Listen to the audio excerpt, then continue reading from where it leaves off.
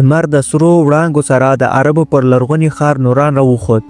تر لرې پورې خپور زرین ښار، د اوښانو کاروانونه او د خټو جوړ کورونه ښار داسې ښکارو لکه یو خوب. په فضا کې د اذان غږ خپور و او خلک د جومات پر لور روان وو. دا ښار د شتمنۍ او غربت ګډ انځور و. په همدې ښار کې یو غریب خو رښتینی سړی اوسېده چې نوم یې سلیم و. سلیم په یو کوچنۍ کوټه کې د خپل بوډا پلار او ناروغې مور سره ژوند کاوه. کوټه یې تشه وه خو زړه یې د الله په توکل ډک و. هغه هره ورځ د اوبو مشکونه پلورل. مور یې په کمزوري غږ وویل، زویه نن دوا راوړه، درد ډیر دی. سلیم مسکی شو او ویې ویل، امي الله لوی دی، نن به حتما روزي وشي. د نوران بازار له شور نه ډک و. اخیستونکي اوښان، د مثالو خوشبويي، د سرو زرو دوکانونه، هر څه ژوندي ښکارېدل. سلیم خلکو ته غږ کاوه، یخې اوبه د الله په نوم یې وڅښئ. خلک د هغه له صداقت نه متاثره کېدل او اوبه یې ترې اخیستې. په همدې ښار کې یوه سړي په چوپتیا هر څه کتل. نوم یې فارس و. فارس د ښار تر ټولو خطرناک غل و. خلک ترې وېرېدل ځکه هغه ډېر شتمن خلک لوټ کړي وو. د هغه سترګې د سلیم پر کڅوړه ولګېدې چې د ورځې ټوله ګټه پکې وه. فارس په مسکا وویل، نن زما ښکار همدا غریب وي. ماښام شو، د مغرب اذان وشو، بازار تشېدو ته نږدې شو. سلیم خپله کڅوړه واخیسته او کور ته روان شو. فارس یې پټ تعقیب کاوه. کوڅې خاموشې وې، څراغونه بل وو. په یوه تنګې کوڅه کې فارس خنجر راوایست او ویې ویل، کڅوړه راکړه. سلیم ونه یېرېد. په ارامۍ یې وویل، دا زما د مور او پلار د دوا لپاره دي، خو که ته غواړې زه درته تر دې ښه معامله ښیم. سلیم د جومات تر څنګ پټې خزانې کیسه ورته وکړه. د فارس لالچ راویښ شو او ویې ویل، ما هلته بوځه. سلیم اسمان ته وکتل او ویې ویل، الله هر څه ویني. دواړه یو وران جومات ته ورسېدل. چوپتیا او سپوږمۍ خپره وه. دننه یو زړه کوټه وه. سلیم وویل، همدا هغه ځای دی. بیا یې وویل، دا صندوق یوازې په دعا خلاصېږي.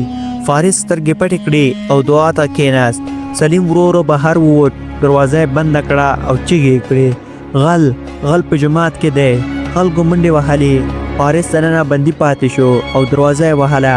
هغه د ژوند لومړی ځل له خپل انجام نه وویرېد. د کلي خلک له څراغونو سره راټول شول. دروازه یې خلاصه کړه او فارس راویستل شو. هغه چیغې کړې، دې غریب ما سره دوکه کړې. سلیم په سکون وویل، ما یوازې ښار له یو غله وژغوره. فارس قاضي ته یوړل شو او خپلو جرمونو ته اعتراف وکړ. خلک حیران وو چې یو غریب سړی دومره لوی غل ونیو. سلیم کور ته ستون شو. مور یې غېږ کې ونیو او ویې ویل، الله ستا ساتنه وکړه. سلیم وویل، دا ټول د الله مرسته وه. په ښار کې امن بېرته راغی. خلکو د سلیم احترام کوو او سوداګرو ورسره مشورې کولې. فارس په زندان کې ناست و او پر خپلو ګناهونو پښیمانه و. ویې ویل، لعنت زه تباه کړم. څو ورځې وروسته د سلیم مور حالت ښه شو. کور ته خوشحالي راغله. سلیم بیا بازار ته ولاړ او روپۍ یې پلورلې. خو دا ځل خلکو ورته په درناوي کتل. ماشومانو به ترې دعا غوښتله او سوداګرو به سلام ورته کاوه. یو غریب سړی د ټول ښار لپاره مثال وګرځېد. یو شتمن سوداګر سلیم ته رشوت وړاندیز وکړ چې دروغ شاهدي ورکړي. سلیم په کلکه انکار وکړ، رزق الله ورکوي، دروغ نه وایم.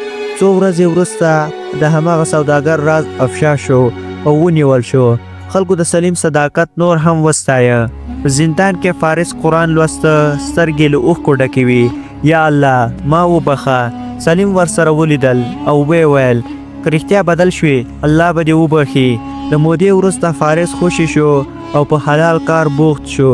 سلیم لا هم غریب و خو زړه یې له سکونه ډک و. مور یې روغه وه او کور کې برکت و. د نوران خلک خپلو ماشومانو ته د سلیم او فارس کیسه بیانوله. لالچ، دوکه او ظلم مات شول. صبر، عقل او ایمان بریالي شول. څوک چې د لالچ او ظلم لاره غوره کړي اخر رسوا کیږي، او څوک چې په غربت کې هم رښتیا، عقل او ایمان ته وفادار وي الله خپله د هغه ساتنه کوي. ملګرو د لیدلو څخه مو مننه. د الله حافظ.